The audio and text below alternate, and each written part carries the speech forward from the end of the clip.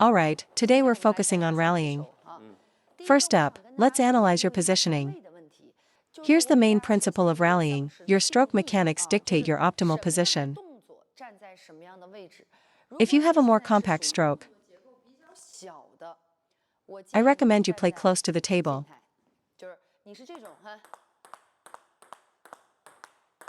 If your stroke is small and not very expansive, you should be playing close to the table. Second, for a larger stroke, using your full arm, not just the forearm, I suggest playing from mid-distance. This gives you more than enough time to execute your shot.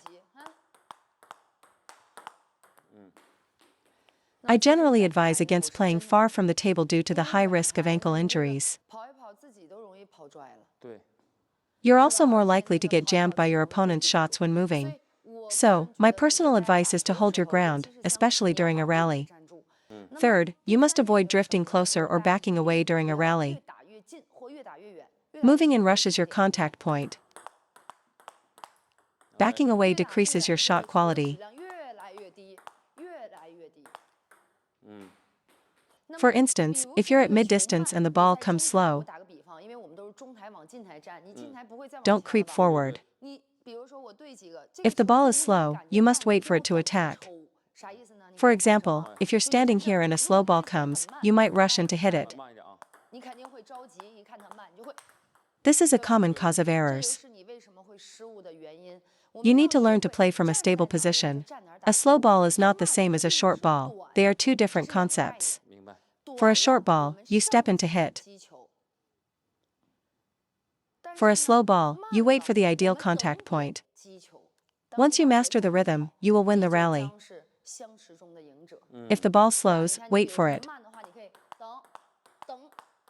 You'll generate a much higher quality shot. See? The quality of that shot is more than enough. Don't rush. Ease up a bit.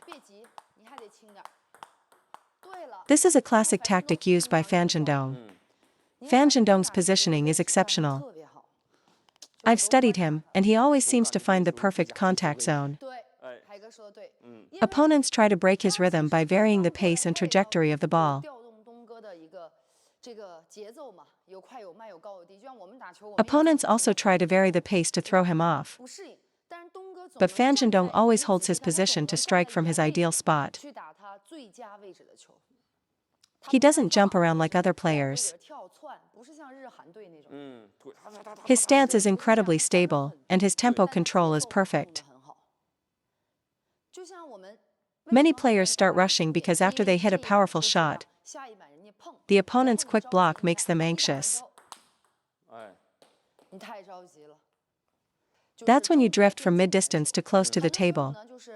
Conversely, many players drift back from close to the table because they feel rushed and start retreating.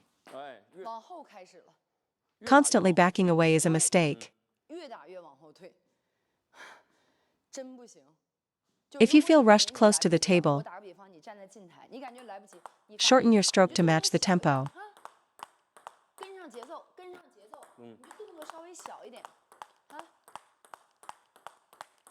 Don't keep backing away from the table.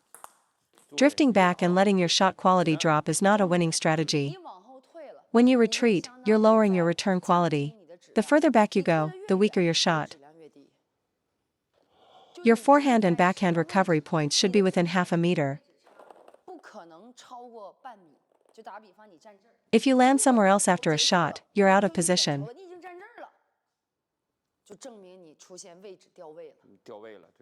Many amateur players simply stand in the wrong spot. For example, if you're an aggressive player who generates power, don't stand too close. You won't have time and will make errors. Stand too close, and the ball gets on you before you finish your stroke. You'll lose control, shorten your swing, lose power, and end up just blocking. And for conservative players who like to block and use pace, if you stand too far back, your returns will just be high, looping balls with no threat.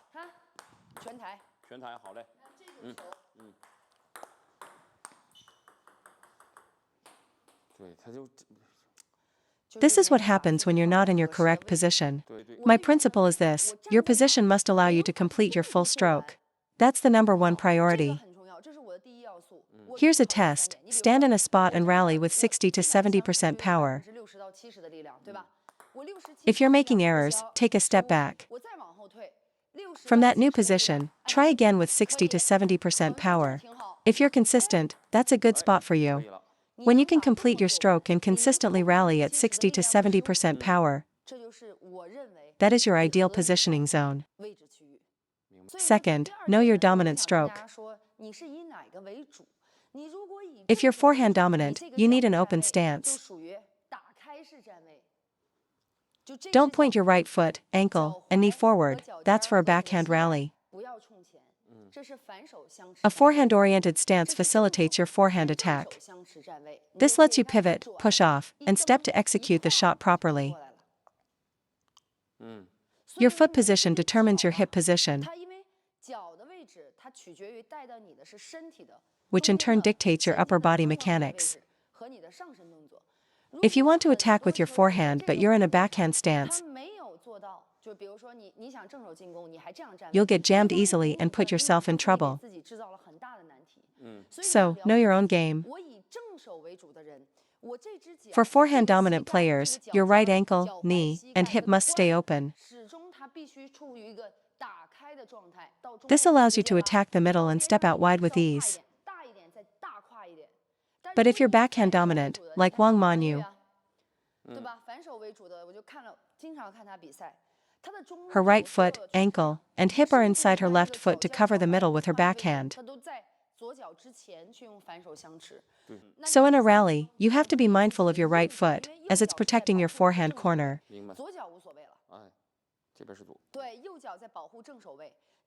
Decide if you're covering the court with your forehand or backhand. For example, from this stance, if you play to my middle, I can pivot for a forehand instantly. If I change my stance, a ball to the middle will jam me, forcing me to adjust my feet. The moment you have to shift your balance, you lose speed. Third, understand your body's readiness. Why do so many players fail to transition from backhand to forehand in time?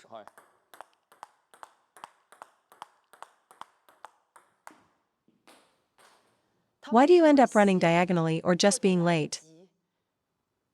It's a common problem. Let's break down the 3 reasons why you're late to the ball. Reason 1, your backhand placement tempts your opponent to change the angle of attack. Hitting the ball here versus here results in a different placement. So, your backhand placement can invite an attack to your forehand. If you can pin your opponent to their backhand, they'll be on the defensive and worried about you attacking their forehand.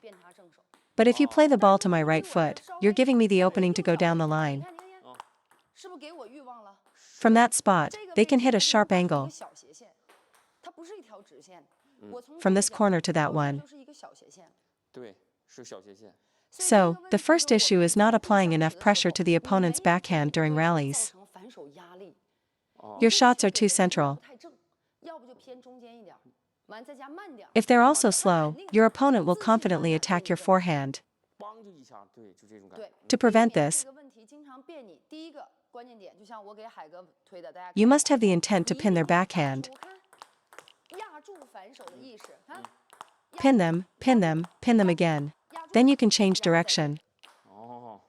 Most amateurs leave an opening on their backhand side in their stance.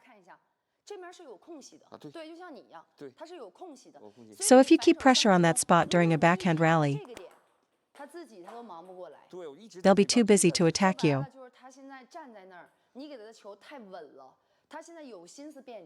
When you vary the placement between their backhand corner and the middle, they'll be too busy defending. Usually, our rally placement is too central. We play it safe just to get the ball on. But poor placement invites an attack to your forehand. So, your first priority is to hit wider angles to open up the court. Reason 2, your focus. Many of you are too focused on your own mechanics,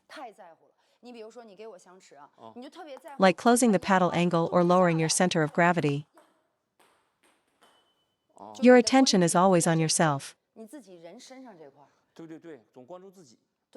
When I rally, I trust my muscle memory. There's no time for mid-swing adjustments. My focus is entirely on my opponent, because you can only focus on one thing. You can't be thinking close angle, rotate waist, lower gravity, and read your opponent. It's impossible.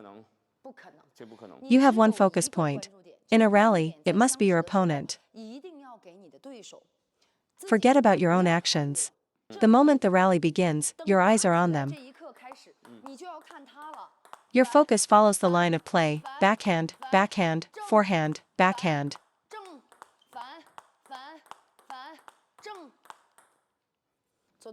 Don't watch the ball. Watch their paddle and its swing path. You need to think like a coach.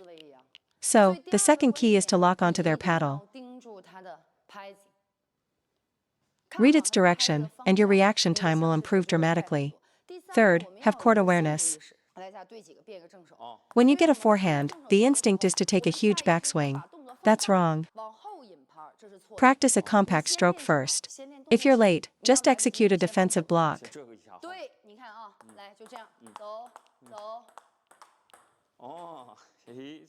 Never retreat first. The moment you start backing away, you've already lost the speed advantage. In general, there are 3 directions for the backswing: forward, to the side, and backward. Our normal forehand involves a big backswing and waist rotation for power.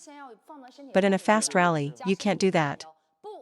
To maintain pace and consistency in a rally, I should keep my racket in front of me. Whether you block or use a quick forearm snap depends on your skill level. Once you can handle the pace with your racket in front, move it to your side. After that, you can take a full backswing. It's a step-by-step process. Start by mastering the block in front of your body during rallies. Keep your racket in front to match the speed. This stops you from being caught with your racket still in the backswing. You have to change your mindset about this. Practice this progressively, you might get it in one session. Once your front of body defense is solid, practice from your side. See, now the side position works. Only then do I try a full backswing. Join as a member for early access to new videos and to unlock exclusive members-only shorts. Thank you for supporting the channel's growth.